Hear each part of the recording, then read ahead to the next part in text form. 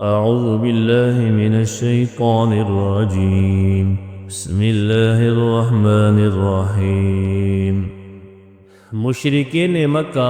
حضور صلی اللہ علیہ وسلم کے پاس آئے اور ان کو کہنے لگے کہ اے محمد صلی اللہ علیہ وسلم، آپ ایسے کریں کہ آپ ہمارے معبودوں کی عبادت کر لیا کریں، آپ ہمارے معبودوں کی پوجا کر لیا کریں، ہم آپ کے معبود کی پوجا شروع کر دیں، یعنی آپ ہمارے بتوں کو پکارنا شروع کر دو اور ہم آپ کے رب کو جو ہے ماننا شروع کر دیں گے اور عبادت شروع کر دیں گے۔ اللہ نے فرمایا میرے نبی کو یہ کہو افغیر اللہ تأمرونی، کیا مجھے تم حکم دیتے ہو اللہ کے علاوہ کہ میں عبادت کروں؟ ایھا الجاہلون، اے جاہلو، یعنی یہ جو تم جاہلانہ بات میرے سے کر رہے ہو کہ میں آپ کی بتوں کو پکاروں پھر تم میرے رب کو پکارو گے، یہ تو جاہلانہ بات، یہ تو نہیں ہو سکتا۔ پھر اللہ نے فرمایا وَلَقَدْ أُوحِيَ إِلَيْكَ وَإِلَى الَّذِينَ مِن قَبْلِكَ، آپ کو بھی میں نے یہ حکم دیا اور جو آپ سے پہلے جتنے انبیاء علیہ السلام آئے ان سب کو میں نے یہی حکم دیا، کیا کہ اگر آپ نے بھی شرک کر لیا نا میرے ساتھ کسی کام بات میں تو لَيَحْبَطَنَّ عَمَلُكَ، آپ کے بھی میں سارے اعمال ضائع کر دوں، اور پھر جس وقت اعمال ضائع ہو جائیں گے وَلَتَكُونَنَّ مِنَ الْخَاسِرِينَ، پھر نقصان اٹھانے والوں میں سے ہو جائیں۔ یعنی اتنا سختی سے اللہ پاک نے شرک سے منع کیا کہ تمام انبیاء علیہ السلام سمیت حضور صلی اللہ علیہ وسلم کو بھی حکم دیا اللہ نے کہ اگر آپ نے بھی شرک کر لیا نا میرے ساتھ، غیروں کا پوجا پاٹ، غیروں کی عبادت اگر آپ نے بھی شروع کر دی تو آپ کے بھی سارے اعمال ضائع ہو جائیں، کیونکہ مشرک کے اعمال جیسے ضائع ہو جاتے ہیں، کوئی کام کرامت نہیں اس کا، کوئی کام بھی۔ یہ جو خانہ کعبہ تعمیر کرتے تھے، حاجیوں کو ستو پلاتے فلانے، وہ سارا کوئی نہیں کہ ان کے قابل قبول نہیں ہے، کیوں؟ ایمان جو نہیں ہے، ایمان کے ہوتے ہوئے کوئی بھی نیک کام چھوٹا سا ہو جائے اللہ قبول کر لیتا ہے، لیکن اگر ایمان نہیں ہے تو بڑے سے بڑے کام نہیں کہ ان کے وہ قابل قبول نہیں، اس لیے اللہ نے شرک سے گویا کہ منع فرمایا۔ یہ گویا کہ مشرکوں کو نا امید ہونے کے لیے حکم دیا گیا کہ مشرک اپنے ثواب سے مکمل طور پہ نا امید ہو جائے کہ اگر محمد صلی اللہ علیہ وسلم کو اللہ پاک یہ حکم دے رہا ہے کہ اعمال ضائع ہوں گے تو مشرک کو تم شرک کرتے ہوئے تمہارے اعمال کا بدلہ میں کیوں دوں گا۔ دوسری بات یہ ہے کہ یہ گویا کہ سنانا تو حضور صلی اللہ علیہ وسلم کو یہ حکم ہے، لیکن سمجھانا پوری امت کو، جیسے وہ کیا کہتے ہیں پنجابی میں کہ سنانا اپنی بیٹی کو اور سمجھانا، گویا کہ یہ تو سناتے حکم اللہ پاک اپنے محمد صلی اللہ علیہ وسلم کو، لیکن پوری امت کو سمجھانے کا مقصد یہ ہے، سمجھانا ہوتا ہے کہ اگر حضور صلی اللہ علیہ وسلم کے بارے میں اللہ پاک شرک قبول نہیں کرتے تو امت جب شرک کرے تو ان کو ثواب اللہ پاک کیوں دے گا؟ شرک کرنے والوں کو کوئی ثواب نہیں ملتا، ثواب تو ان کو ملتا ہے جو اللہ کے لیے ہو، اللہ کی رضا کے لیے ہو، خالصتاً اللہ کے لیے، ان کو ثواب ملتا ہے، گویا مشرکوں کو ثواب وغیرہ نہیں ملتا، کیونکہ جیسے ہم کہتے ہیں نا کہ ہر چیز ذرا خالص ہو، کدھر جی وہ گھی ملنے او فلانی جگہ تے فیصل آباد ایک دکان ہے تو خالص یار آخو نا منگا لے ان پنڈی بھرے ہے، سرگودا بھرے ہے، اسلام آباد بھرے ہے، لیکن اعتبار نہیں ہے خالص کے تو فلانی جگہ تو، یعنی خالص چیز بندہ اتنا پسند کر، یار وہ باجرہ دا آٹا منگایا لیکن نہیں وہ مکئی دے وچ کوئی ملے سی، وہ ٹھیک نہیں، وہ پھر کتوں مل سی، وہ فلانا جو نہیں فلانی چکی، وہ تو صحیح خالص چیز ہر بندہ۔ اسی طرح اللہ کہتا ہے کہ میں عبادت تب قبول کروں گا جب میرے لیے خالص ہوگی، سجدہ ہو، نظر و نیاز ہو، عبادت ہو، پکار ہو، اس میں کسی اور کی بو نہ ہو، وہ قبول کروں گا۔ اور جس وقت میں تمہیں خالص چیزیں دیتا ہوں، کیوں اللہ پاک خالص چیزیں نہیں دیتا؟ کبھی کسی ذمہ دار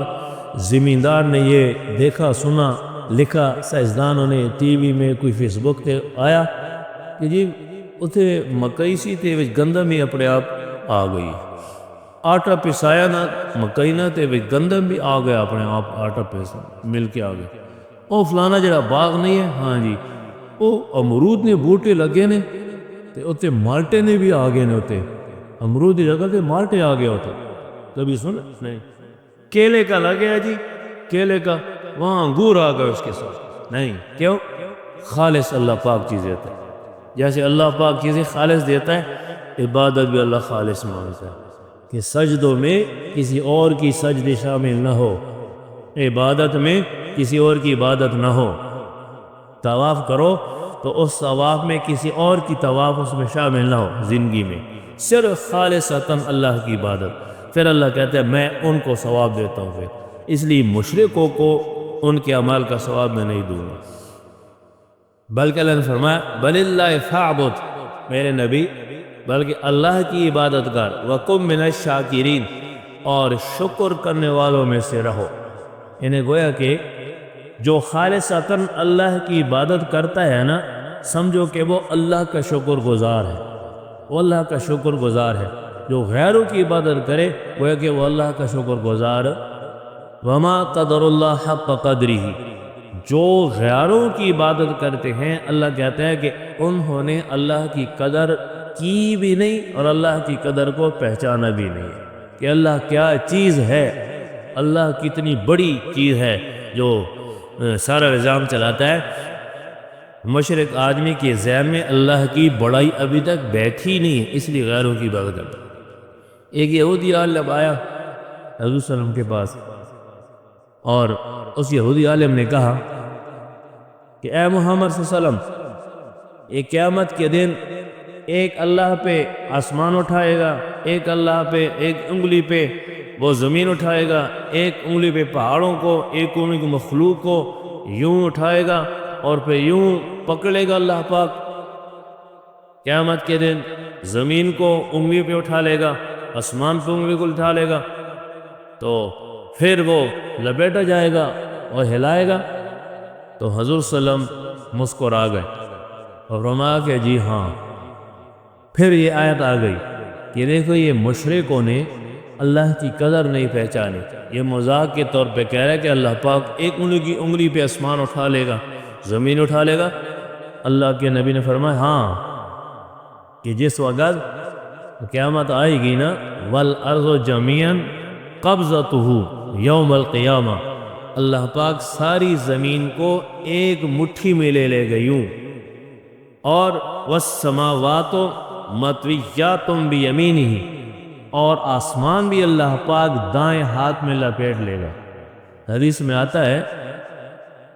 کہ ایک تو یہ ہے کہ ٹوٹ پوٹ جائے گا نا سارے نظام، لیکن اللہ پاک اپنی قدرت کو، اپنی طاقت کو دکھانے کے لیے آسمانوں کو یوں اللہ پاک، ساتوں آسمانوں کو یوں اللہ پاک دائیں ہاتھ میں پکڑ لے گا کہ جیسے کوئی بندہ کاغذ کو طے کر کے لپیٹ کے یوں کاغذ پکڑ لیتا۔ یعنی اللہ بتانا چاہے گا کہ جن لوگوں نے میری قدر نہیں نہ پہچانی دنیا میں، جن لوگوں نے میری طاقت کی طرف غور فکر نہیں کیا نا، وہ آج دیکھ لے کہ تمام زمین آسمان کو میں اپنے دائیں ہاتھ میں لے کر میری مٹھی میں یہ آ گئی سارا کچھ۔ یعنی اتنی اللہ کی طاقت، اللہ کا قبضہ اتنا بڑا ہے۔ سبحانہ و تعالی عما یشرکون، کیا وہ پاک ہے اور بلند ہے جسے تم شریک ٹھہراتے ہو۔ مطلب یہ ہے کہ اتنے بڑے بڑے آسمان اللہ پیدا کر سکتا ہے، پھر اپنی مٹھی میں تمام زمین آسمان کائنات مخلوق ایک مٹھی میں یوں پکڑ کے کھڑا کر سکتا ہے اللہ پاک، تو کیا یہ چھوٹی چھوٹی مرادیں، چھوٹی چھوٹی باتیں یہ اللہ پاک پوری نہیں کر سکتا؟ اس لیے اللہ نے کہا کہ ان لوگوں نے اللہ کی قدر نہیں پہچانی کہ اللہ کیا چیز ہے، کتنی طاقت والی۔